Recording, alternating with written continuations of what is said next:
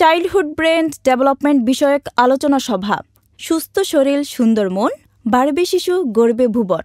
এই স্লোগানে ঝিনাইদহে childhood brain development বিষয়ে আলোচনা ও মতবিনিময় সভা অনুষ্ঠিত হয়েছে। মঙ্গলবার সকালে জাহান ইন্টারন্যাশনাল মডেল ইনস্টিটিউট আয়োজনে ইনস্টিটিউট প্রাঙ্গণে এ মতবিনিময় সভা অনুষ্ঠিত হয়। এতে ঢাকা বঙ্গবন্ধু মেডিকেল বিশ্ববিদ্যালয়ের ফিজিওলজি বিভাগের সহযোগী অধ্যাপক ডাক্তার শরীফা শাহজাদি, জাহান ইন্টারন্যাশনাল মডেল ইনস্টিটিউটের প্রিন্সিপাল আলী রেজা, ময়মনসিংহ মেডিকেল কলেজের ফিজিওলজি বিভাগের সহকারী অধ্যাপক ডাক্তার উম্মে রায়হান সিদ্দিকী সহ অন্যান্যরা বক্তব্য রাখেন।